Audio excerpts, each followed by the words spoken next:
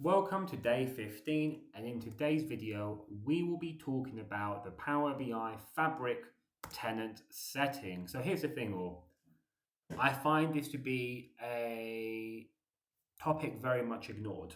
Even with organizations using Power BI for a long period of time with a large user base, the tenant settings are not regularly reviewed. And with more settings being added, those aren't being reviewed to determine whether they should be enabled or disabled. So I've added a few points on this slide that I want us to walk through together.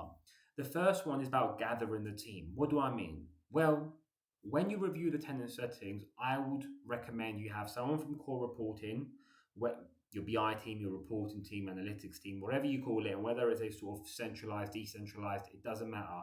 They're very likely the individuals who use Power BI on a daily basis to assist the large business or the larger end users in the business.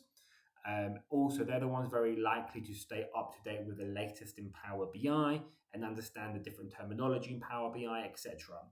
Also, they do spend more time with the business, right? And that is really important because they get to understand their challenges and their pain points. The next end users or groups we should have included in the review of the admin settings is someone from governance.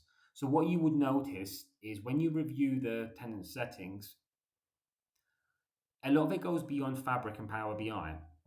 I mean, one example is sensitivity labels, right? You don't configure sensitivity labels in the admin portal. No, that's done outside, but you can choose to enable it, disable it, and in different ways within the admin portal.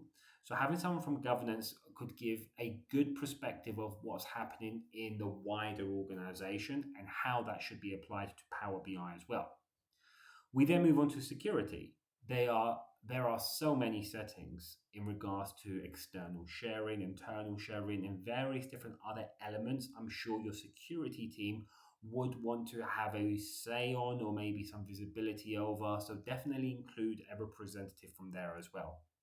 The other thing I want to call out is creating a balanced approach or using a balanced approach. When I do these tenant settings reviews, it regularly becomes a exercise just to disable everything, and that's the wrong approach, right? We need to find a balance. In other words, we need to empower our end users, super important, right? But at the same time put the relevant guardrails in place to create an environment where our end users can work in, right? You don't want to just go ahead and disable all the great features and capabilities that make Power BI the great tool it is. Also, I would recommend reviewing the tenant settings on a 3 month basis, right? And whether it's Confluence or OneNote or any other sort of documentation tool that you use, make sure you list all the tenant settings, whether it's enabled, disabled, and why, and keep repeating this every 3 months.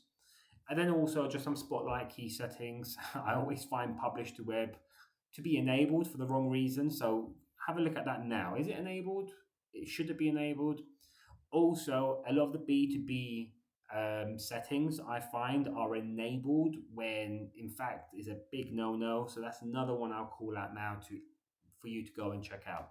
But anyway, hopefully that day was helpful. Hopefully I've motivated you to spend the time in the admin portal, pull the right people together and see what's enabled, disabled, and what should be for your organization.